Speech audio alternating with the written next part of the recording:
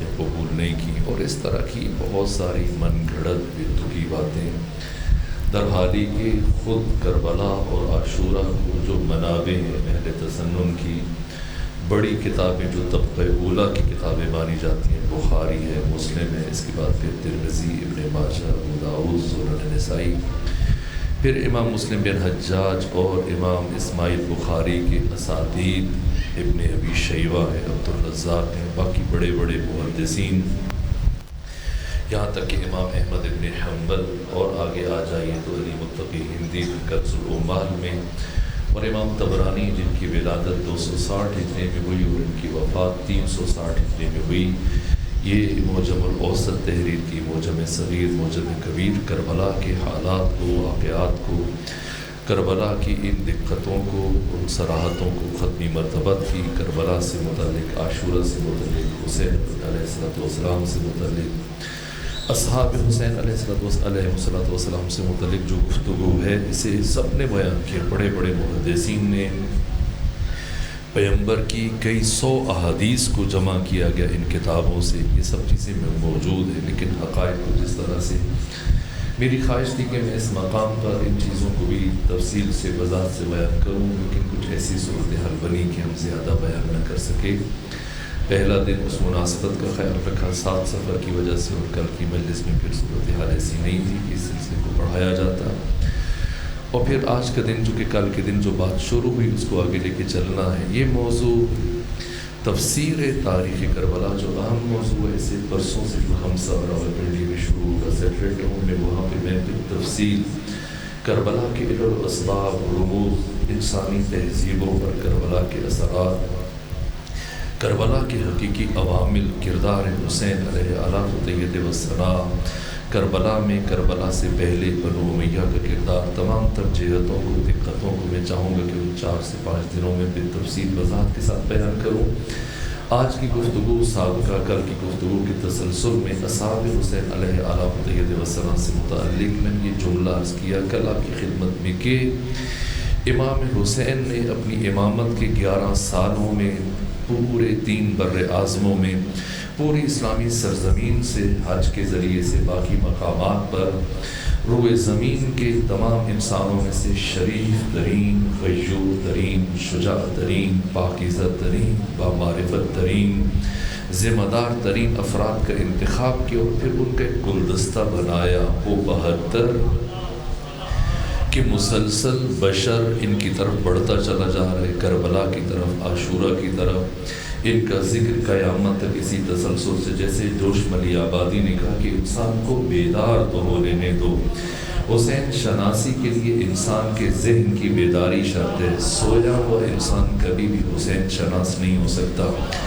یہ ہماری ذمہ داری کہ کربلا کے یہ روشن چہرے بشر کو دکھائیں۔ ممکن نہیں کہ اگر ہم کربلا کے یہ حقیقی تعارف پیش کریں مختلف مکاتب فکر کے افراد کے سامنے تو وہ ان حقیقتوں کو رد کریں یا کسی کے پروپیگنڈے کا شکار ہو جائیں، کسی مولوی یا مفتی یا کسی ملا کی باتوں میں آج ایک نا اب ریپریزنٹیٹیو ہے، اسلام کے نمائندے، تشیع کے نمائندے، یہ ہم سب کی ذمہ داری ہے کہ تشیع کا، اسلام کا، عاشورہ کا، کربلا کا یہ روشن چہرہ لوگوں کے سامنے، دنیا کے سامنے پیش کریں، بتائیں کربلا کیا ہے، عاشورہ کیا ہے، حسین ابن علی کون ہے، یہ 72 کون ہے، ان کا کیا مقام ہے۔ ان 72 کے تعارف میں قرآن مجید کی یہ معروف آیت میں نے آپ کے سامنے تلاوت کی، جن سے متعلق اللہ ان کے تعارف میں یہ آیت بیان فرما رہے۔ اس کے علاوہ اور بھی آیات ہیں لیکن میں نے تبرکاً اسی آیت کا انتخاب کیا۔ پروردگار قرآن میں فرماتا ہے کہ ان اللہ یحب الذین یقاتلون فی سبیلہ صفا کأنہم بنیان مرصوص، کہ اللہ دوست رکھتا ہے ان مجاہدین کو، ان سپاہیوں کو کہ جو اس کی راہ میں یوں جم کر جنگ کرتے ہیں کہ جیسے سیسا پلائی ہوئی دیوار۔ بڑے بڑے چوٹی کے مفسرین نے اس آیت کی تفسیر میں یہ جملہ تحریر کیا کہ اس آیت میں افراد کی شجاعت کو بیان نہیں کیا جا رہا ہے، سپاہیوں کی شجاعت کو بیان نہیں کیا جا رہا ہے، بلکہ اس آیت میں پورے گروہ، پوری سپاہ اور پورے لشکر کی شجاعت کو بیان کیا جا رہا ہے۔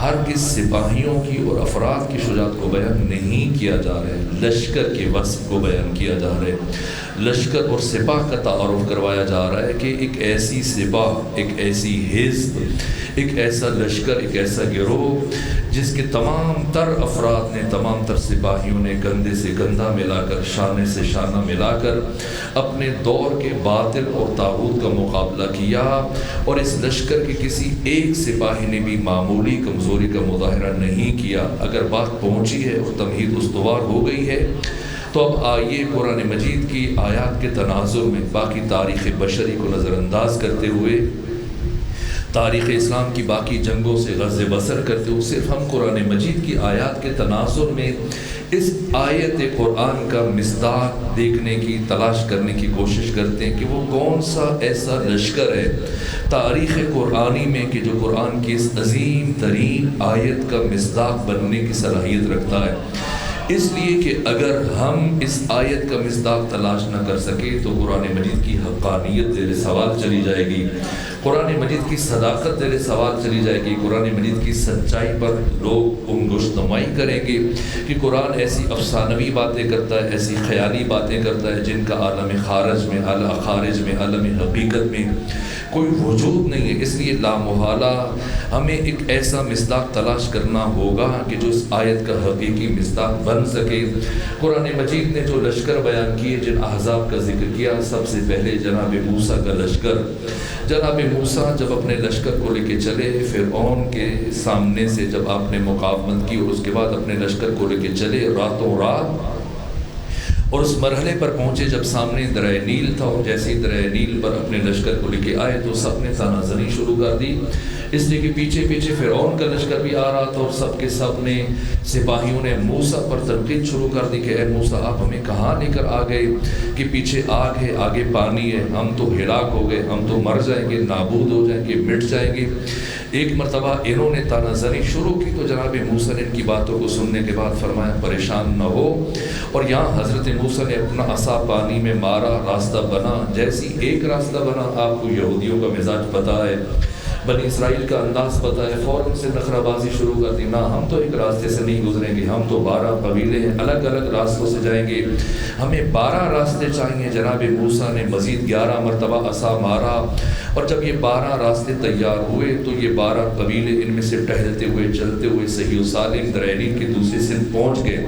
اس سے پہلے کہ میں بات کو آگے بڑھاؤں، رک کر یہ جملہ عرض کروں کہ اللہ کی نگاہ میں ایک معصوم کا مقام ہے، ایک معصوم کی حرمت ہے، ایک معصوم کا شرف ہے۔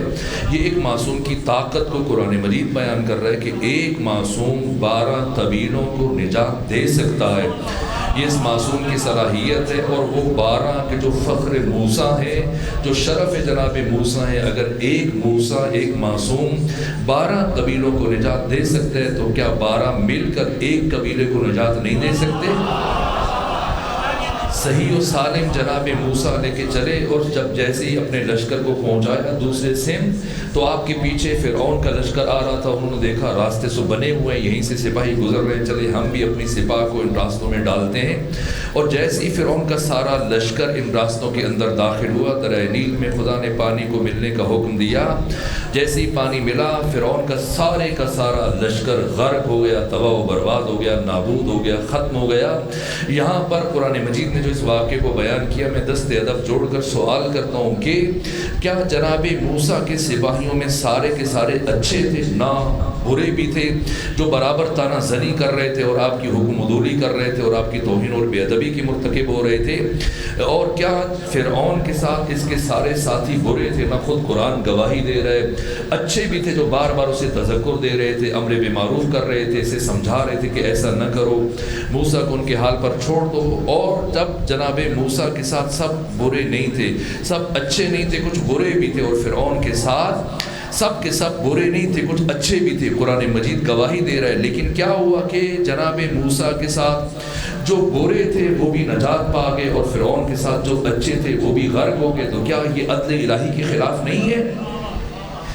اصول دین میں ہے عدل، تو کیا یہ عدل الہی کے خلاف نہیں ہے کہ موسیٰ کے ساتھ جو برے ہیں وہ نجات پا رہے ہیں اور فرعون کے ساتھ جو اچھے ہیں وہ غرق ہو رہے ہیں؟ تو کیا یہ عدل الہی کے خلاف نہیں ہے یہ بات؟ قرآن مجید کی آیات کے تناظر میں تو ہمیں یہاں سے مزاج ربوبیت کا اندازہ ہوتا ہے، مزاج الہیہ کا اور قرآن کی منطق کا اندازہ ہوتا ہے کہ قرآن افراد کے شخصی کردار کو نہیں دیکھتا، قرآن افراد کے انفرادی کردار کو نہیں دیکھتا، قرآن قیادت، سیادت، امامت اور رہبری کو دیکھتا ہے۔ اگر امام اچھا ہے تو برا بھی نجات پا سکتا ہے، اور اگر کسی نے برے امام کو منتخب کر دیا تو ساتھ اچھے بھی غرق ہو جائیں گے۔ جناب موسیٰ اپنے لشکر کو لے کر صحیح و سالم دریائے نیل کے دوسری طرف پہنچے اور فرعون کا سارا لشکر غرق ہو گیا، اور جب یہ سارے کے سارے غرق ہوئے اور جناب موسیٰ کا لشکر صحیح و سالم دریائے نیل کی دوسری سمت پہنچا تو سامنے فلسطین کا شہر تھا۔ جناب موسیٰ نے فلسطین کی طرف اشارہ کیا اور فرمایا یا قوم ادخلوا الارض المقدسۃ التي كتب اللہ لكم، اے میری قوم بنی اسرائیل، یہ سامنے جو شہر ہے تمہاری موعودہ سرزمین ہے، تم اس میں داخل ہو جاؤ اور کسی بات کی پرواہ نہ کرو۔ لیکن قرآن مجید کیا کہتا ہے؟ قرآن مجید جب یہ بتاتا ہے کہ جناب موسیٰ کے لشکر نے ان کو یہ جواب دیا کہ اِنَّ فِيهَا قَوْمٌ جَبَّارِينَ، اے موسیٰ ہمیں یہ اطلاع ملی ہے کہ جس شہر میں داخل ہونے کے لیے آپ ہمیں حکم دے رہے ہیں اس میں بڑے مضبوط اور قوی ہیکل اور قوی الجثہ لوگ رہتے ہیں، بڑے بہادر اور شجاع لوگ رہتے ہیں۔ اے موسیٰ جب تک یہ افراد جہاں پر موجود ہیں وَإِنَّا لَنَدْخُلُهَا أَبَدًا مَا دَامُوا فِيهَا، جب تک یہ فلسطینی اس شہر کے اندر موجود ہیں ہم میں جرت نہیں ہے کہ ہم اس میں داخل ہو سکیں۔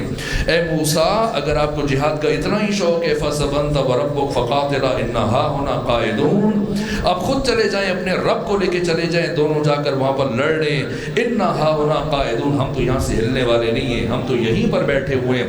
آپ مجھے بتائیں جناب موسیٰ کا یہ کمزور ترین لشکر جو اتنا عظیم معجزہ دیکھ چکا ہے کہ فرعون کا سارا لشکر تباہ ہو گیا اور وہ سارے کے سارے صحیح و سالم دریا نیل کو عبور کرنے میں کامیاب ہو گئے، کیا جناب موسیٰ کا یہ لشکر اس قابل ہے کہ قرآن مجید کی اس عظیم ترین آیت کا مصداق بن سکے؟ جناب موسیٰ کے بعد دوسرا لشکر جسے قرآن مجید نے بیان کیا وہ جناب طالوت کا لشکر ہے۔ جب جناب طالوت اپنے لشکر کو لے کے چلے تو قرآن مجید فرماتا ہے کہ جناب طالوت نے اپنے لشکر والوں سے کہا ہے میرے لشکر والوں ان اللہ مبتلیکم بالنہر، اللہ تمہاری شجاعت کا امتحان لے گا ایک نہر کے ذریعے سے، فمن شرب منہ فلیس منی، اس نہر سے جو شخص پانی پی لے گا وہ میرا سپاہی نہیں ہے۔ ہاں اتنی اجازت میں دیتا ہوں کہ الا من اغترف غرفۃ بیدہ، اگر کوئی چلو برابر پانی پی لے تو اس میں کوئی حرج نہیں ہے۔ لیکن قرآن مجید کیا فرماتا ہے فشربوا منہ الا قلیلا منہم، جتنے تھے سب کے سب پانی پر ٹوٹ پڑے سوائے چند کے۔ تو وہ لشکر جو سردار لشکر کی اتنی کھلی ہوئی نافرمانی کرے اور امتحان میں ناکامیاب ہو جائے، ایسا کمزور اور رقیق لشکر اس عظیم ترین قرآنی آیت کا مصداق بننے کی صلاحیت نہیں رکھتا۔ اس کے بعد جناب عیسیٰ کا لشکر ہے، قرآن کے علاوہ خود انجیل کی آیات بھی موجود ہیں، عبارات کہ جناب عیسیٰ کے وہ 12 حواری سب کے سب نے وقت آخر جناب عیسیٰ کا ساتھ چھوڑ دیا، اور انہی 12 میں سے وہ فرد تھا جس نے اس جگہ کا پتہ بتا دیا جس مقام پر جناب عیسیٰ روپوش تھے۔ اس کا مطلب یہ ہے کہ جناب عیسیٰ کے لشکر کے سپاہی بھی اس قابل نہیں کہ وہ ایسا کا مصداق قرار پا سکیں۔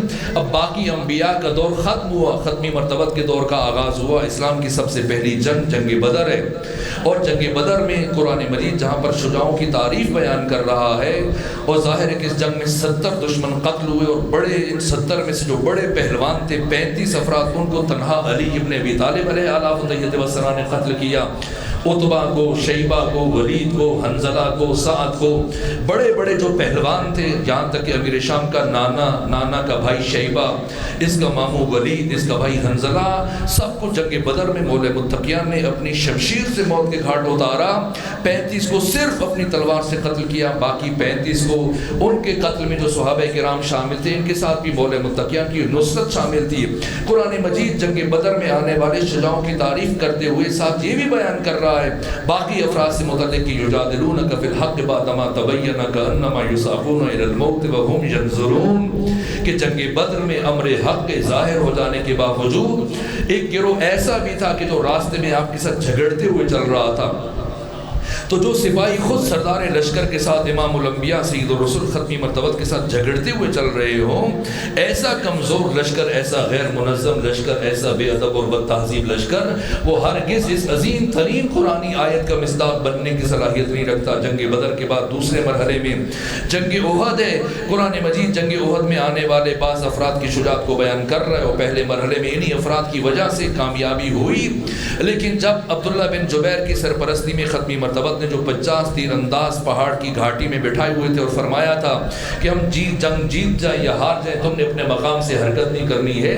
لیکن جیسے ہی دشمن بھاگ کھڑے ہوئے تو ان 50 میں سے صرف 9 افراد بچ کے، زیادہ سے زیادہ جو مورخین نے لکھا تعداد 11 افراد بچے، باقی 39 افراد نیچے اتر آئے، اور وہ بھی باقی مسلمانوں کے ساتھ مال غنیمت سمیٹنے میں مصروف ہو گئے۔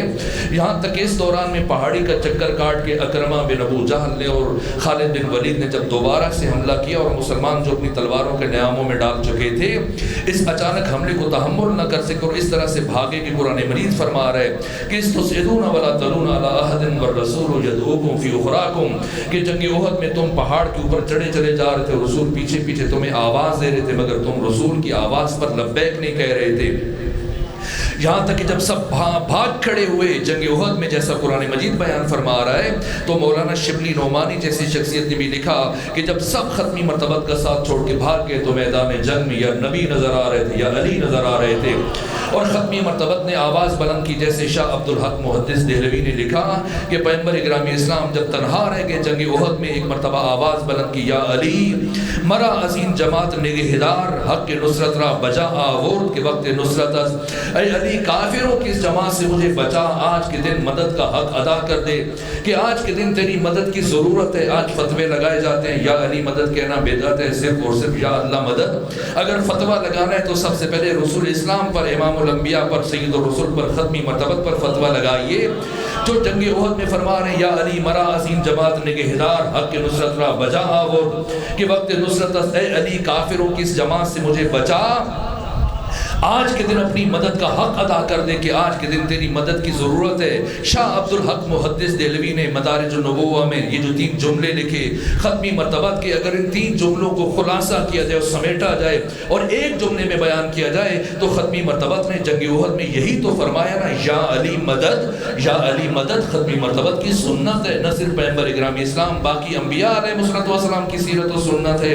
اگر وقت ہوتا تو میں تورات، انجیل، زبور سے، صحف ابراہیم و موسیٰ سے کچھ نمونے عرض کرتا کہ انبیاء نے کس کس طرح سے مولا متقیان کو مدد کے لیے، نصرت کے لیے بلایا، یہاں تک کہ جیسے ہی ختمی مرتبت نے فرمایا یا علی مرا عظیم جماعت نگہدار، حق کے نصرت را بجا آورد کے وقت نصرت، علی ابن ابی طالب دیوانہ وار اپنی تلوار لیے ختمی مرتبت کے گرد طواف کرنا شروع ہوئے تاکہ کوئی دشمن، کوئی منافق، کوئی کافر ختمی مرتبت کو نقصان پہنچانے میں کامیاب نہ ہو جائے۔ دیوانہ وار جبکہ شمع رسالت کے پروانے وہاں پر نظر نہیں آ رہے تھے، صرف علی مسلسل ختمی مرتبت کا طواف کر رہے ہیں تاکہ دشمنوں کے حملوں سے بچائیں ختمی مرتبت کو۔ اور کتنے زخم لگے، ابن ابی حدید نے لکھا ہے، طبری نے لکھا، اسد الغابہ نے، باقی مورخین نے تحریر کیا کہ 100 سے زیادہ زخم لگے علی ابن ابی طالب کے جسم اطہر پر پیغمبر گرامی اسلام کے دفاع میں، یہاں تک کہ جب علی ابن ابی طالب جنگ احد میں ختمی مرتبت کا طواف کر رہے تھے اور سارے دشمنوں نے دیکھا کہ صرف علی ہیں اور صرف نبی ہیں، 2 افراد ہیں، ٹوٹ پڑے سارے کے سارے دشمن، چاروں طرف سے تیر چلا رہے تھے، تلواریں چلا رہے تھے، نیزے چلا رہے تھے، بھالے چلا رہے تھے، سب کی کوشش تھی کہ شمع ہدایت کو ہمیشہ کے لیے گل کر دیں، چراغ ہدایت کو ہمیشہ کے لیے بجھا دیں، اسی کوشش میں لیکن تنہا علی ابن ابی طالب جو دیوانہ وار برابر مسلسل ختمی مرتبت کا طواف کرتے چلے جا رہے تھے، دشمن کے حملوں سے بچاتے چلے جا رہے تھے، خود زخم کے اوپر زخم کھاتے چلے جا رہے تھے، اور این جب جنگ پورے عروج پر تھی، اس مرحلے میں علی ابن ابی طالب علیہ آلاف و تہید وسنا کی تلوار ٹوٹ گئی۔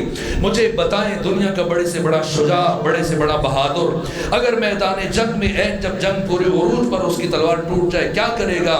جتنا بڑا شجاع ہوگا خود کو دشمن کے حوالے کر دے گا، اس کی ہمت جواب دے جائے گی، اس کے حوصلے پست ہو جائیں گے، خود کو دشمن کے سپرد کر دے گا۔ لیکن علی ابن ابی طالب نے اقبال کی زبان میں قیامت تک آنے والے انسانوں کو یہ پیغام دیا کہ جان لو اور سمجھ لو کہ کافر ہو تو شمشیر پہ کرتا ہے بھروسہ، مومن ہو تو بے تیغ بھی لڑتا ہے سپاہی۔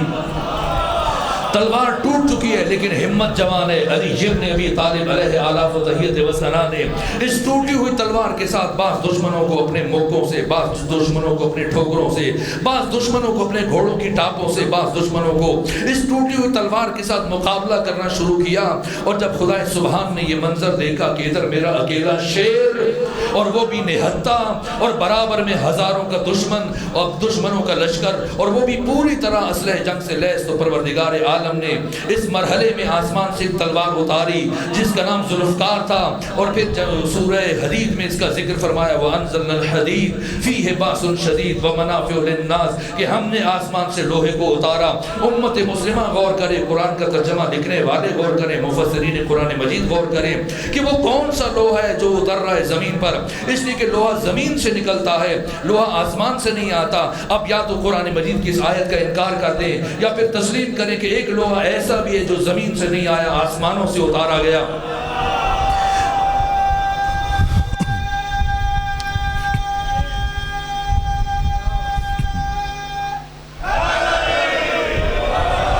وَأَنزَلْنَا الْحَدِيدَ اللہ اکبر۔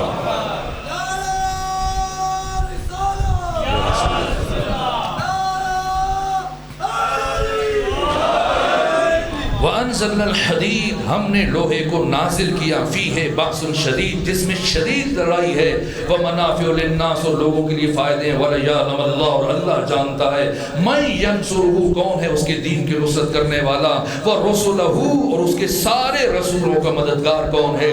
جیسے ہی ذوالفقار آئی، امنگیں اور بڑی، بلبلے اور بڑے، جذبے اور بڑے، اور ذوالفقار کے آتے ہی علی ابن ابی طالب نے ان دشمنوں پر ایسے تابڑ توڑ ہمت شکن اور حوصلہ شکن حملے شروع کیے کہ اب اتنی شدت تھی ان مراحل میں کہ دشمن میدان سے بھاگ نکلے، ان کے پاؤں اکھڑ گئے اور اب دشمن بھاگ رہے۔ یہ پہلی جنگ ہے اور واحد جنگ ہے علی ابن ابی طالب کی 84 جنگوں میں سے، جس میں علی ابن ابی طالب نے دشمن کا تعاقب کیا اور آگے بڑھ بڑھ کر اس طرح سے حملے شروع کیے کہ ان کے سر فضا میں اڑنا شروع ہوئے۔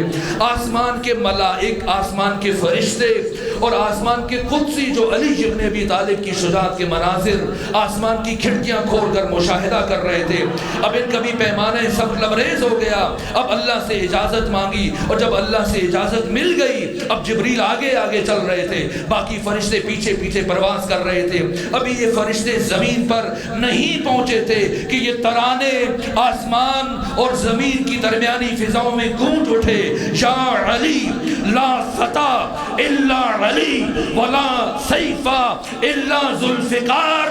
اے علی، آسمان کے فرشتے بھی یہ مان گئے کہ اس کائنات میں اگر کوئی تلوار ہے تو صرف ذوالفقار ہے اور اگر کوئی شجاع ہے تو صرف علی ہے۔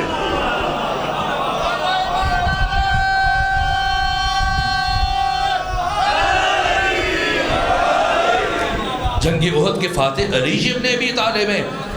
جیتی ہوئی جنگ ایک مرتبہ مسلمان ہارے، کس کی وجہ سے ہارے؟ اور پھر ہاری ہوئی جنگ دوبارہ جب مسلمان جیتے تو کس کی وجہ سے؟ علی کی شجاعت ہے۔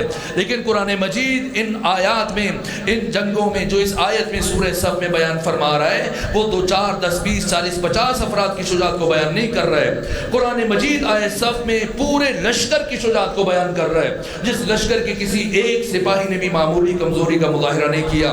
اگرچہ جنگ بدر میں، جنگ احد میں، باقی جنگوں میں آنے والے بہت سارے سپاہیوں نے شجاعت کے عظیم کارنامے دکھائے، لیکن قرآن مجید 10 20 40 50 افراد کی شجاعت کو بیان نہیں کر رہا، پورے لشکر کی شجاعت کو بیان کر رہا ہے۔ یہ جنگ بدر، پھر جنگ احد اور اس کے بعد پھر جنگ خندق اور جنگ احزاب۔ وقت نہیں ہے کہ میں غزوہ ذات السلاسل، غزوہ بنو قریظہ اور غزوہ تبوک اور بعد کی جنگیں، غزوہ حنین، غزوہ خیبر، ان کی طرف اشارہ کروں، بس اس مرحلے پر رک رہا ہوں۔ جنگ خندق اور جنگ احزاب جب کل کفر جمع ہو کر 10,000 کی تعداد میں سمٹ کر ختمی مرتبت کے مقابلے میں آیا، اور آگے سے سلمان فارسی کے مشورے سے ختمی مرتبت نے 4.5 کلومیٹر لمبی، 5 گز چوڑی اور 5 گز گہری خندق کھود دی اور 8 چوکیاں قائم کر دی، اور ہر چوکی پر 40 مہاجر 40 انصار کھڑے کیے تاکہ تم نے پہرا دینا ہے، تاکہ کوئی دشمن اس خندق کو عبور کرنے میں کامیاب نہ ہو جائے۔ یہاں تک کہ مسلمان جو اس خندق کے اندر ہیں، مدینے کے اندر ہیں، اور 10,000 کا یہ لشکر جرار جو پوری تیاری کے ساتھ اس ارادے کے ساتھ آیا تھا کہ میں ہمیشہ کے لیے ہم اسلام کو محو کر دیں گے، حرف غلط کی طرح سے مٹا دیں گے، اسلام کو نابود کر دیں گے، کوئی ایک مسلمان روئے زمین پر زندہ نہیں چھوڑیں گے. لیکن جب پہنچے آئے دیکھا کہ آگے خندق کے سر پٹا گئے، پریشان ہو گئے، کیا کریں، کس طرح سے عبور کریں. برابر 27 دن تک تمام مورخین نے لکھا 27 دن تک انتظار کرتے رہے. کیا کریں، ہر روز 10 اونٹ استعمال کر رہے ہیں، کھانا کھا رہے ہیں، بیٹھے ہیں، اگتا رہے ہیں. یہاں تک کہ اب پریشانی بڑھی کہ کیا کریں، کس طرح سے خندق کو عبور کیا جائے. یہاں تک کہ 10,000 کے لشکر میں سے شجاع ترین 7 افراد ایک جمع ہوئے ان کی میٹنگ کے بعد، اور بڑے جو شجاع تھے، بڑے ان کے سپہ سالار تھے جن کی شہرت عام تھی اپنی شجاعت میں، بہادری میں. یہ 7 افراد سب سے پہلے مرحلے میں عامر ابن عبدود، دوسرے مرحلے میں اسی کا بیٹا حاصل بن عامر بن عبدود، تیسرے مرحلے میں نوفل بن عبداللہ، چوتھے مرحلے میں منبع بن عثمان، پانچویں مرحلے میں اکرمہ بن ابو جہل، اور چھٹے مرحلے میں حبیرہ ابن ابی وہاب، اور 7ویں مرحلے میں ایک اور فرق کہ میرے ذہن میں ابھی سر دست نام نہیں آ رہا ہے. یہ 7 افراد آئے. زرار بن خطاب فہری، یہ 7 جرنیل آگے بڑھے، خندق کو عبور کرنے میں کامیاب ہوئے. سب سے آگے عامر ابن عبدود ہے، اور پہنچا ختمی مرتبت کے خیمے کے گرد آ کے اس نے چلانا شروع کیا کہ آؤ میرے مقابلے میں. لیکن کافی دیر تک جب کوئی نہ آیا، حتیٰ پیغمبر گرامی اسلام کے محضر میں بیٹھے ہوئے افراد ختمی مرتبت کو اس سے ڈرا رہے، خوف زدہ کر رہے ہیں کہ اکیلا 1000 افراد کے ساتھ لڑنے کی صلاحیت رکھتا ہے، کچھ کریں، کسی طرح سے اس کو راضی کر لیں، آمادہ کر لیں، کچھ مال دے کر، ہم میں سے کوئی اس کا مقابلہ نہیں کر پائے گا. یہاں تک کہ کافی دیر انتظار کرنے کے بعد عامر ابن عبدود کی گستاخی بڑھنا شروع ہوئی، اور اس حد تک بڑھا کہ اس نے اپنی آواز بلند کی اور ختمی مرتبت کے خیمے سے قریب پہنچ کر اس نے اپنے نیزے سے ختمی مرتبت کے خیمے کی ردا کو چیر دیا، کپڑے کو چیر کر کے کپڑا اوپر ہٹا کر ختمی مرتبت سے قریب تر پہنچ کے کہا کہ اے محمد اگر کوئی نہیں تو آپ خود میرے مقابلے میں آ جائیے، کوئی مجھے جہنم میں بھیج دے یا میرے ہاتھوں مر کر جنت میں چلا جائے. جب اس نے اس حد تک گستاخی کی، اس حد تک اس نے توہین کی، بے ادبی کی، گستاخی کی، تو ایک مرتبہ ختمی مرتبت کے چہرے پر جلال آیا اور فرمایا مل لہذا الکلب، کون ہے جو اس کتے کا منہ بند کرے. کون اٹھا اور آج کا باعث جاہل مولانا ایک تحریک کا سربراہ. پچھلے عرصے میں ایک اینکر پرسن نے اس سے سوال کیا کہ بھائی آپ کیا بات ہے، بات بات پہ گالی دیتے ہیں، توہین کرتے ہیں، گالیاں دیتے ہیں، اس طرح سے لوگوں کی توہین کرتے ہیں. تو کہا یہ گالی دینا کوئی بری بات تو نہیں ہے. کہا کیوں بری بات نہیں ہے؟ گالی دینا اخلاقی اعتبار سے ایک زشت عمل ہے، برا عمل ہے. کہا نہ، اپنے عمل کے جواز میں عذر گناہ، بدترس گناہ. کہا کہ خود ختمی مرتبت بھی تو گالیاں دیتے تھے. تو اینکر پرسن نے پوچھا کہ پیغمبر گرامی اسلام نے کب گالی دی؟ کہ آقا کی نسبت، صاحب خلق عظیم کی نسبت، امام الانبیاء کی نسبت، سید الرسول کی نسبت، یہ نسبت دی جا رہی ہے کہ گالی دیتے تھے. کہ کب گالی دی؟ کہ جنگ خندق میں، جنگ احزاب میں عامر ابن عبدود کو نہیں کہا کتا؟ اگر وہ کہہ سکتے تو ہم کیوں نہیں کہہ سکتے؟ نہ، ہرگز نہیں. ممکن نہیں کہ ختمی مرتبت کی حیات طیبہ میں آپ کی زبان مبارک سے کوئی ہلکا یا رقیق لفظ ادا ہوا. صاحب خلق عظیم. میں اگر آپ کے کردار اور آپ کی عظمت کردار اور اخلاق کے نمونے بیان کروں تو شاید رات گزر جائے. اس کائنات کی سب سے خلیق ترین ذات، ممکن نہیں کہ آپ کی زبان سے گالی ادا ہو جائے، کوئی غیر اخلاقی لفظ، کوئی گرا ہوا لفظ، معیار سے ساقط لفظ آپ کی زبان سے ادا ہو جائے. ممکن نہیں ہے. یہ جو ختمی مرتبت نے فرمایا مل لہذا الکلب، یہ غصے میں نہیں فرمایا. ایسا نہیں کہ جذبات میں برانگیختہ ہو گیا اور مغلوب اور غضب ہو گئے. سمجھنا چاہیے گالی کسے کہتے ہیں. انسان کی روح کے اندر 4 قوتیں، قوہ غضبیہ، شہویہ، وہمیہ، عقلیہ. اور جب قوت غضبیہ، قوت عقل کے اوپر مسلط ہو جائے تو انسان مغلوب الغضب ہو جاتا ہے. اس کی عقل اس کے تحت تاثیر آ جاتی ہے اور اس کے اوپر قوہ غضبیہ کی حاکمیت قائم ہو جاتی ہے. اور اب وہ آتش غضب کو ٹھنڈا کرنے کے لیے ایسی اور فور باتیں زبان سے نکالتا ہے جس کی وجہ سے اس کا غصہ ٹھنڈا ہو جائے. جو منہ میں آتا ہے کہتا ہے، جو ہاتھ میں آتا ہے وہ دوسرے اپنے مد مقابل پہ چلا دیتا ہے. ختمی مرتبت مجسم عقل، سراپا عقل، حکیم امت اسلامی. ممکن نہیں کہ ایک لمحے کے لیے بھی ختمی مرتبت مغلوب الغضب ہو جائے. عقل سے بڑھ کر ختمی مرتبت کا ہر قدم، آپ کی ہر زبان کا ادا شدہ لفظ وحی الہی کے سانچے میں ڈھلا ہوتا ہے. وما ينطق عن الهوى ان هو الا وحی یوحى. ممکن نہیں ہے کہ ختمی مرتبت کی زبان سے کوئی رقیق یا کوئی ہلکا لفظ ادا ہو جائے، یہ جو ختمی مرتبت نے کتا کہا یہ بطور گالی نہیں کہا ہے، جو آج کا جاہل مولانا ختمی مرتبت کی اہانت کرتا ہے، گستاخی کرتا ہے، ختمی مرتبت سے ایسی بات منسوخ کرتا ہے. نام ختمی مرتبت گالی نہیں دے رہے، ختمی مرتبت اپنے دشمن کی ماہیت کو بیان کر رہے ہیں، اپنے دشمن کی حقیقت کو بیان کر رہے ہیں، اور دشمن کو قیامت تک کے لیے تاریخ لکھ کے جا رہے ہیں اور سمجھا رہے ہیں کہ جو اتنا بڑا گستاخ ہو کہ گستاخی کرتے کرتے خیمے رسول تک آ پہنچے اور اپنے نیزے سے اتنی گستاخی کرے اور رسول کے محضر میں آ کر اپنی آواز کو بلند کرے، تو اس کی انسانی شکل سے دھوکہ نہ کھانا، مت اسے انسانوں میں گننا شروع ہو جانا. اس کا انسانی چہرہ دیکھ کر، انسانی شکل دیکھ کر یہ نہ کہنا کہ ایک انسان تھا، ایک آدمی تھا، کھڑے ہو کر ایسے کہہ رہا تھا. نا، جو رسول کے دروازے پر آ کر آواز بلند کرے اور گستاخی کرے، دیکھنے میں انسان ہوگا لیکن حقیقت میں کتا ہوگا. اگر کوئی رسول کے دروازے پر گستاخی کرے اس کی حقیقت بھی یہی ہے، اور اگر کوئی بطول کے دروازے پر گستاخی کرے اس کی حقیقت بھی یہی ہے. عمرو ابن عبدود آیا اور کون کھڑا ہوا؟ پورا مدینہ جمع ہے، اصحاب رسول شمع رسالت کے پروانے چاہیں تاریخیں اٹھائیں کھنگالیں. کون اٹھا سوائے علی ابن ابی طالب کے؟ انا یا رسول اللہ. پیغمبر نے بیٹھایا، علی بیٹھ جائیں. دوبارہ پوچھا، من لہذا القلب، کون ہے جو اس کتے کا منہ بند کرے؟ کون اٹھا دوبارہ؟ علی. تیسری مرتبہ پھر کیوں پوچھا؟ جب پہلی مرتبہ علی اٹھے تو بھیج دیتے. ختمی مرتبہ مورخ کی سپرد نہیں کیا، ورنہ مورخ خیانت کر دیتا کہ جیسے ہی پیغمبر نے بولا تھا علی اٹھ کے کھڑے ہو گئے، اگر علی نہ اٹھتے تو فلاں چلا جاتا، فلاں چلا جاتا، فلاں چلا جاتا. نہ، یہ اتمام حجت کی ہے ختمی مرتبت نے. اور جب تیسری مرتبہ کون ہے جو اس کے مقابلے میں جائے؟ اب علی اٹھے، جو انداز تھا آپ کے جانے کا، بڑھے، اور جس طرح سے تفصیلی گفتگو ہوئی عمرو ابن عبدود کے ساتھ، پھر آگے بڑھ کر ایسا وار کیا. یہ دیو ہیکل اور دیو قامت جو بیک وقت 1000 افراد کے ساتھ لڑنے کی صلاحیت رکھتا تھا، مولا متقیہ نے جیسے اس کے سر کے اوپر وار کیا، ایک عجیب کیفیت کے ساتھ میں نے پڑھا کتابوں میں کہ مولا متقیان اپنے قدموں کے ساتھ گھوڑے کی پشت کے اوپر کھڑے ہوئے اور اوپر سے ایسا وار کیا کہ جو سے جبڑے تک چیرتا ہوا لے کے آیا. اور ایک مرتبہ جیسے ہی آواز بلند ہوئی، ختمی مرتبت نے فرمایا برز الایمان کلہ الی الکفر کلہ. اتنی بڑی ضربت تھی کہ ختمی مرتبت نے فرمایا ضربت علی یوم الخندق افضل من عبادت الثقلین. ادھر عمرو ابن عبدود کو مارا، اسی کا بیٹا جو شجاعت میں اس کے ہم پلہ تھا، حاصل بن عمرو بن عبدود، یہ آگے آیا بڑھتا ہوا، للکارتا ہوا مولا متقیان کی طرف. جیسی قریب پہنچا، حضرت نے کہا کوشش کرو، اگر حملہ کر کے خود کو بچا سکتے ہو تو بچا لو. اس نے پوری قوت سے حملہ کیا، حضرت نے اس کے حملے کو رد کیا اور دوبارہ اس کے اوپر ایک ایسا وار کیا کہ چند لمحوں میں اسے اس کے باپ کے پاس پہنچا دیا.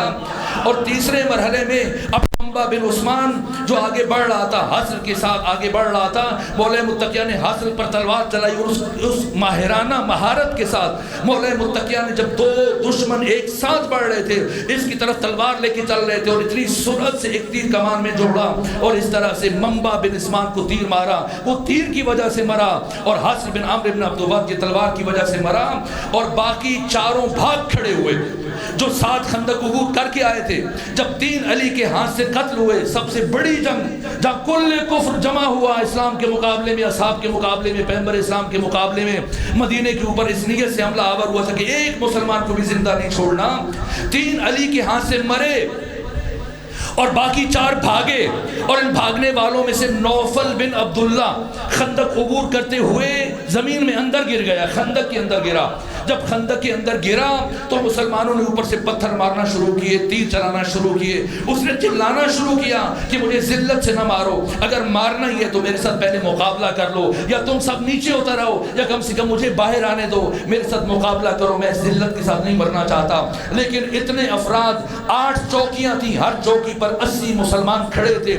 سب نے مل کر بھی ان میں اتنی ہمت نہیں تھی کہ اکیلے نوفل بن عبداللہ کا مقابلہ کر سکتے. یہاں تک کہ جیسے ہی اس کے چلانے کی آواز علی امیر المومنین کے کانوں تک پہنچی، پوچھا کیا ہو رہا ہے؟ بتایا گیا نوفل بن عبداللہ گر گیا ہے اور مقابلے کے لیے بلا رہا ہے، لیکن مسلمان ہمت نہیں پا رہے. وہیں سے پلٹے خیمے رسول کے پاس پہنچ چکے تھے، وہیں سے پلٹے اور خندق کے قریب پہنچ کے پوچھا نوفل تمہیں باہر آنے دیا جائے یا میں نیچے آ جاؤں؟ کہا آپ نیچے آ جائیے۔ علی پہنچے اور اس چوتھے سے بھی یہی کہا اگر حملہ کر کے خود کو بچا سکتے تو بچا لو۔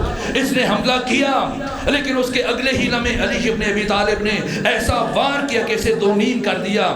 یہ 4 افراد علی کی شمشیر سے گئے، ایک تیر سے، باقی 3 تلوار سے، اور باقی 3 بھاگنے میں کامیاب ہوئے۔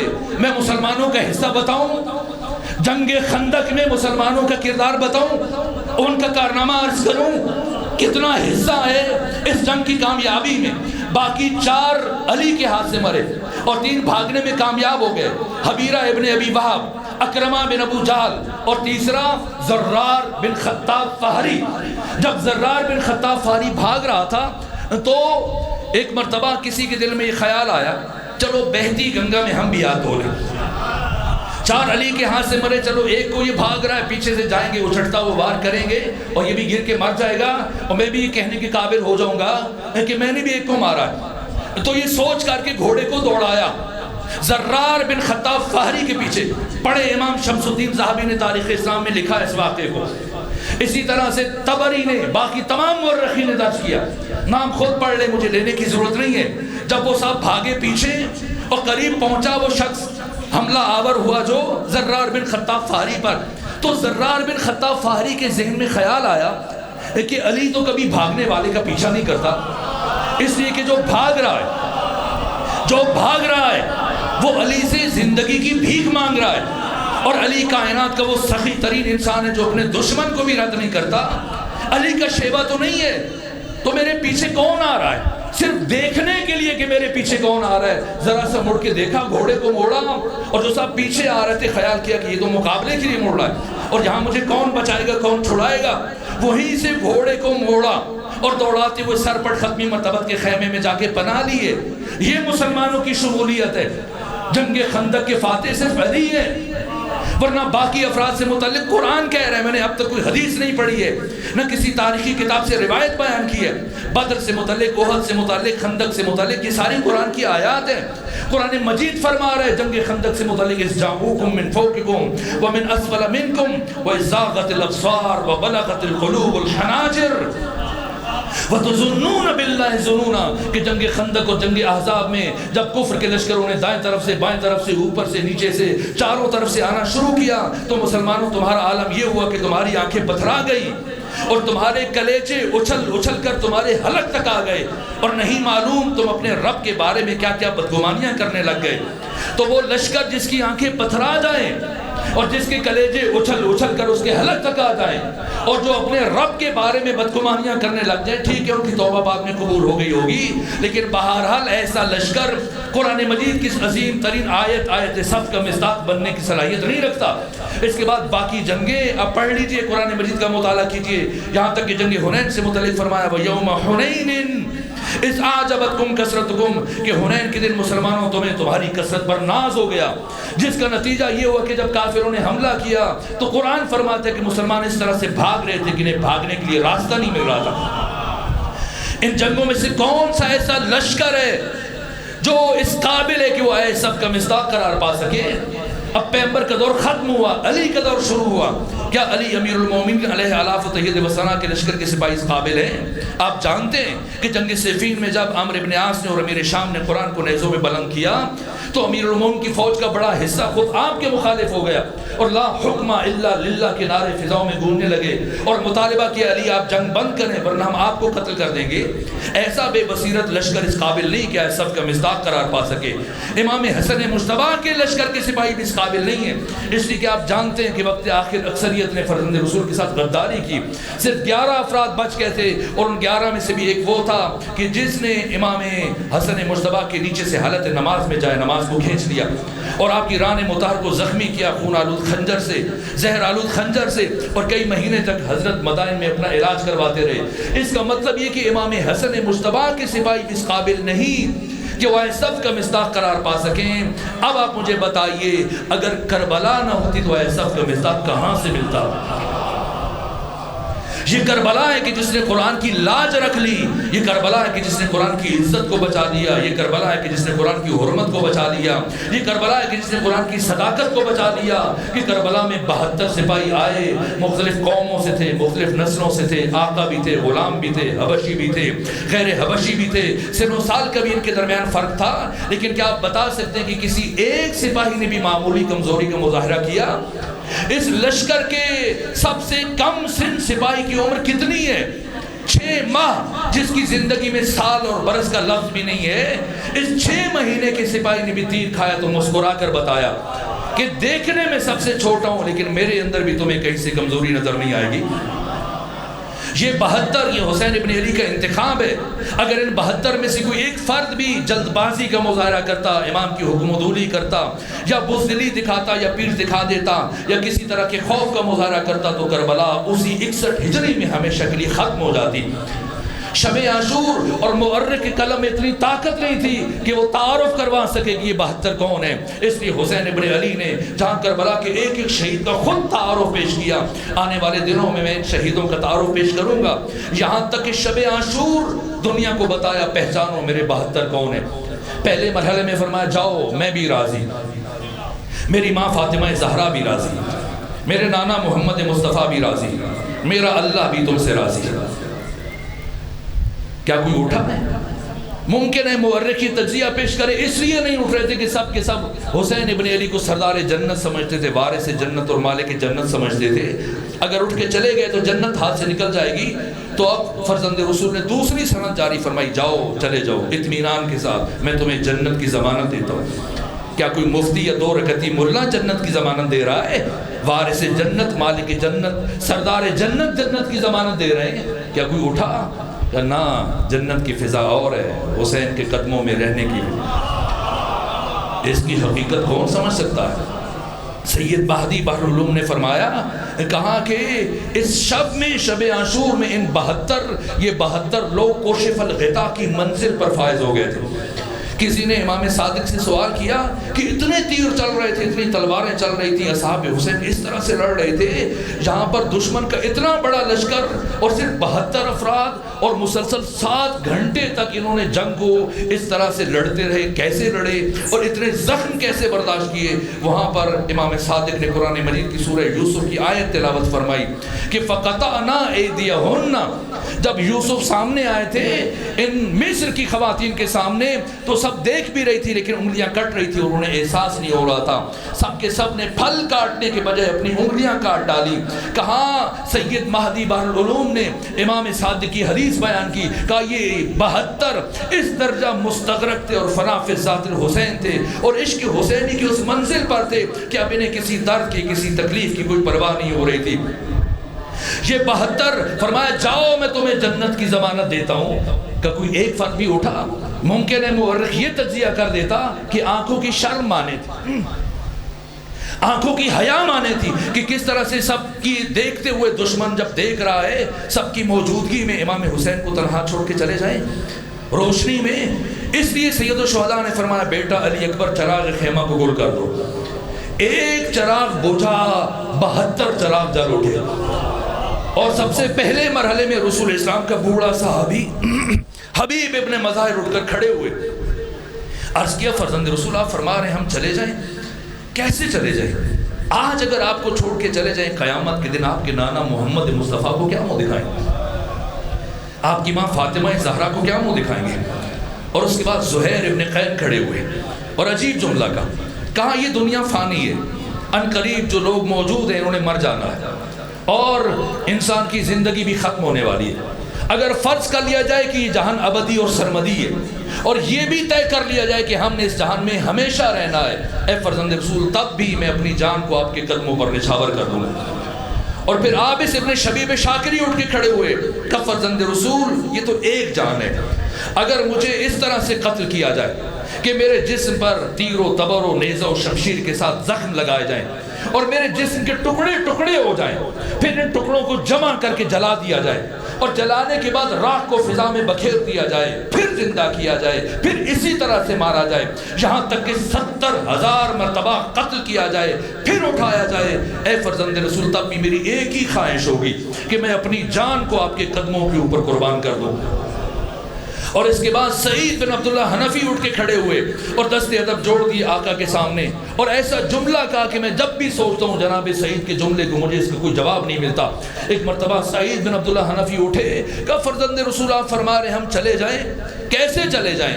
وہ افراد، عجیب جملہ ہے، کہا فرزند رسول آپ فرما رہے ہم چلے جائیں، مجھے بتائیں وہ افراد آپ کو چھوڑ کے کیسے چلے جائیں کہ جن کی ماؤں نے انہیں پیدا ہی اسی دن کے لیے کیا تھا۔ ایک ایک سپاہی کا، ایک ایک مجاہد کا جب اظہار سنا، فرمایا جزاکم اللہ عنی خیر الجزا، اور اس کے بعد امام حسین نے سند جاری فرمائی اور فرمایا انی لا اعلم اصحابا اوفا من اصحابی، میرے علم میں نہیں کوئی ایسے اصحاب جو میرے اصحاب سے زیادہ باوفا ہوں۔ پوری تاریخ انسانی پر نگاہ ڈالتے ہوئے جاہل ہوں، بات کو پھیلا دیتا ہوں، لیکن عالم بات کو سمیٹنے کا ہنر جانتا ہے۔ مجھے مرحوم اظہر حسن زیدی کا جملہ یاد آتا ہے، کسی نے ان سے استفسار کیا، جناب زیدی صاحب آپ بتائیے اصحاب رسول میں اور اصحاب حسین میں کیا فرق تھا؟ کہا کوئی فرق نہیں تھا، بس ایک لفظ کا فرق تھا، ایک لفظ کا فرق تھا۔ کہا کیسا لفظ؟ کہا آؤ اور جاؤ کا فرق، آؤ اور جاؤ کا فرق۔ کہا یہ کیسا فرق ہے؟ کہا ختمی مرتبہ 9 سالوں میں 81 جنگوں میں بلاتے رہے، آؤ کوئی نہیں آیا، حسین ساری رات فرماتے رہے جاؤ، کوئی نہیں اٹھا۔ اسی لیے جوش ملی آبادی کہتے ہیں سر فرشتوں کے یہاں آج بھی خم ہوتے ہیں، ایسے انسان رسولوں میں بھی کم ہوتے ہیں۔ کون ان 72 کی مثال لائے گا؟ ان میں سے ایک شخصیت ہے جناب سعید بن عبداللہ حنفی۔ یہ سعید بن عبداللہ حنفی وہ شخصیت ہیں جو سب سے پہلے مرحلے میں اہل کوفہ کا خط لے کر قیس بن مصار سیداوی کے ساتھ پہنچے مکہ امام حسین کے پاس، 300 فرسخ کا سفر طے کیا، اور وہاں سے 5 دن رکنے کے بعد 15 رمضان المبارک کو پھر دوبارہ سے مسلم ابن عقیل کے ساتھ چلے مدینہ۔ سید الشہداء نے فرمایا تھا مدینہ میری یہ کام کرنے کے بعد کوفہ پر پلٹ کے جانا ہے۔ پھر کم سے کم 300 فرسخ کا یا 350 فرسخ کا سفر طے کیا۔ تیسری مرتبہ مسلم کا خط لے کے آئے امام حسین کے لیے 900 فرسخ، 950 فرسخ، اور چوتھی مرتبہ پھر امام حسین کا خط مسلم کے لیے لے کے آئے، یعنی 6500 کلومیٹر بنتا ہے۔ آپ کے باقی سارے ساتھی، اتنا مشکل سفر ہوتا ہے سارا کا، سب کے سب شہید ہو گئے۔ یہ مشکل ترین سفر طے کیا 6500 کلومیٹر کا، 3 دن کے بھوکے اور پیاسے، اور شب عاشور ساری رات جاگ کر خندق کھودتے رہے خیام حسینی کے سامنے کہ مبادا روز عاشور امام حسین کی شہادت کے بعد دشمن اچانک سے حملہ نہ کر دے۔ خندق کھودی گئی اور باقی کے وقت میں امام حسین کے بعض اصحاب کے ساتھ جھاڑیاں کاٹتے رہے۔ اس خندق کو جھاڑیوں سے بھرا اور امام حسین نے رخصت آخر کے موقع پر ان جھاڑیوں کو آگ لگا دی تھی تاکہ میری شہادت کے بعد دشمن کو اچانک سے بیویوں پر حملہ کرنے کا موقع نہ ملے اور کچھ دیر سنبھلنے کا موقع مل جائے۔ اتنے تھکے ہوئے یہ سعید بن عبداللہ حنفی، اور روز عاشور جب نماز ظہر کا مرحلہ آیا اور ابو سمامہ ساعدی صحابی حسین نے خواہش کی آقا نماز کا وقت ہو گیا ہے، جی چاہتا ہے آپ کی اقتدا میں آخری نماز پڑھ لیں۔ حضرت نے اپنے ہاتھ دعا کے لیے اٹھائے، عجیب جملہ کا، فرمایا حشرک اللہ من المصلین، اللہ تجھے نمازیوں میں معشور کرے۔ اور اس کے بعد حضرت نے اپنی نماز کی حفاظت کے انتظام کیا۔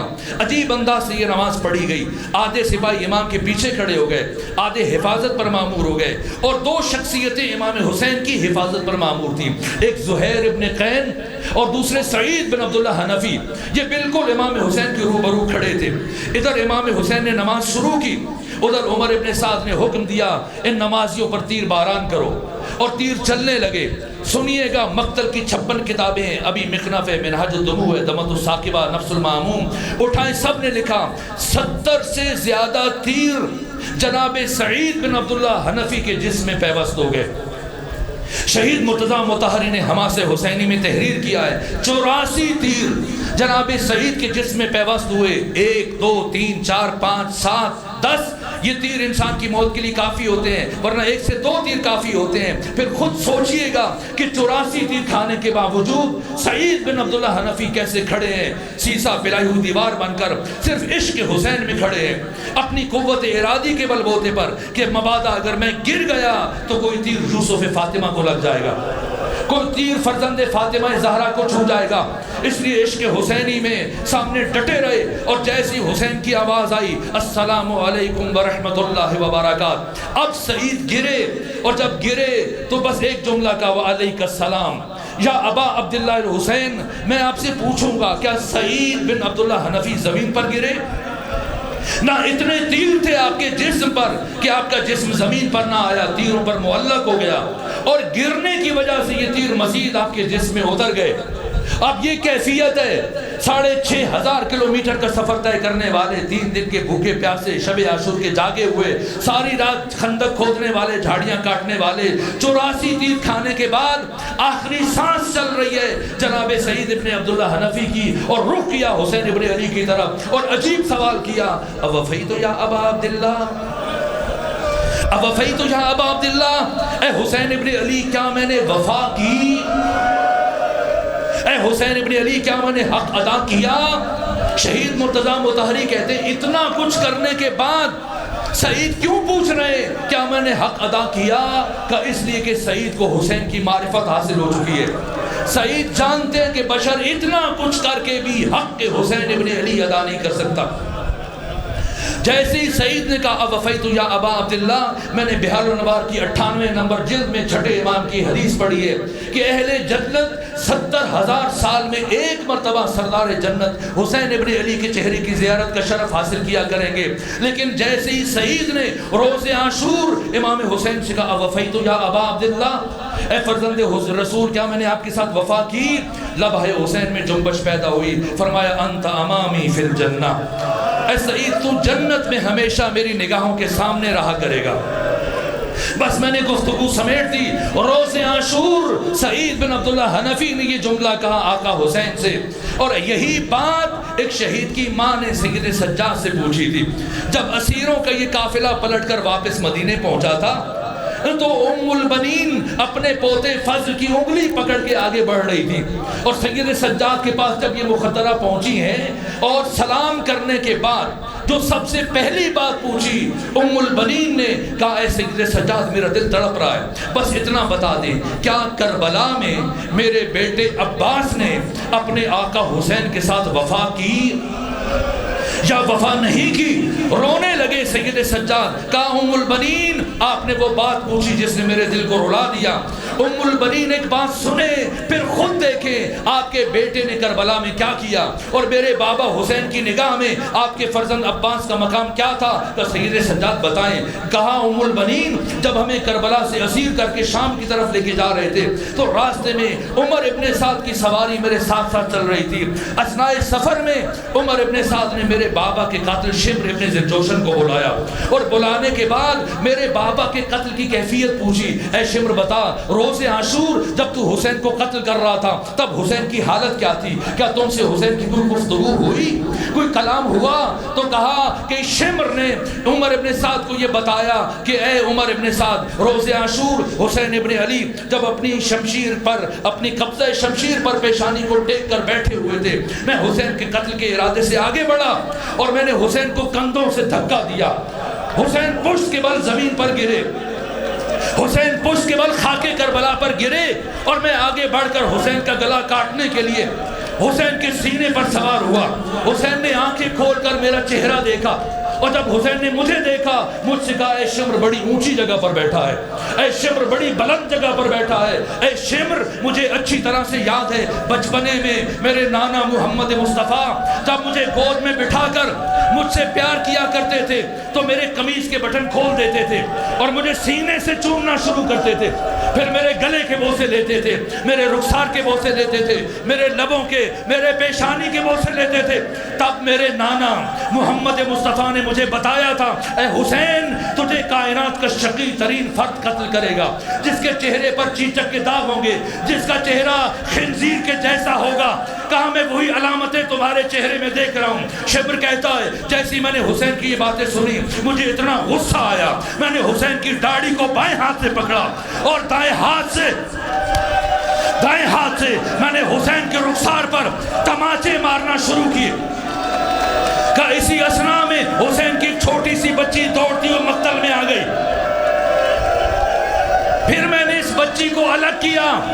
کیسے الگ کیا ہمت نہیں کہ بیان کر سکوں, بس آخری جملہ عرض کر رہا ہوں تاکہ بات مکمل ہو جائے. کہ جتنی دیر میں نے حسین کی بچی کو حسین سے الگ کیا, اتنی دیر میں حسین نے اپنی قوت کو جمع کیا اور یہ کہتے ہوئے سجدے میں گئے, ترکت الخلق طرا فی ہواک, پروردگار ساری مخلوق کو چھوڑ دیا صرف تیرے عشق میں. وَأَيْتَمْتُ الْعَيَالَ لِكَيْ أَرَاكَ, پروردگار اپنے بچوں کو یتیم کرنے لگا ہوں تاکہ تیری زیارت کر سکوں. پروردگار اندھی ہو جائے وہ آنکھ جو تجھے نہیں دیکھ سکتی. پروردگار تو مخفی کب تھا کہ حسین تیرے لیے دلیلیں تلاش کرے. من وجدک فما زالک, پروردگار جس نے تجھے پا لیا اس نے کیا کھویا, جس نے تجھے کھو دیا اس نے کیا پایا. یہ کہتے ہوئے حسین نے سر سجدے میں رکھا اور ذکر پڑھا, رضن بقضائک وتسلیما لامرک لا معبود سواک یا غیاث المستغیثین. میں نے ضرب چلائی, جب میں نے ضرب چلائی حسین نے دوبارہ یہی ذکر پڑھا. جب حسین نے دوبارہ ذکر پڑھا میں نے پھر ضرب چلائی. میں ضربیں چلاتا رہا یہاں تک کہ جیسے میں نے 13ویں ضرب چلائی اور حسین کے سر کو حسین کے تن سے جدا کیا. اب میں نے حسین کے بالوں میں ہاتھ ڈالے اور حسین کا سر اٹھایا تو میں نے دیکھا کہ ابھی بھی حسین کے لب ہل رہے ہیں, ابھی بھی حسین کے لب ہل رہے ہیں. میں نے سوچا اب حسین کون سا ذکر کر رہے ہیں, تو جب میں اپنے کان حسین کے لبوں سے قریب لے کر گیا تو ایک ہی آواز بلند ہو رہی تھی, عباس عباس.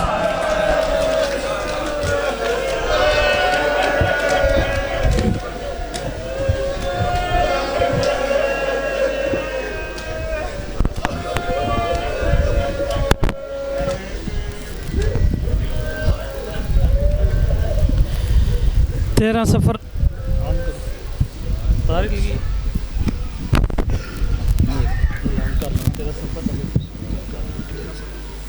اپنا مسجد ہے.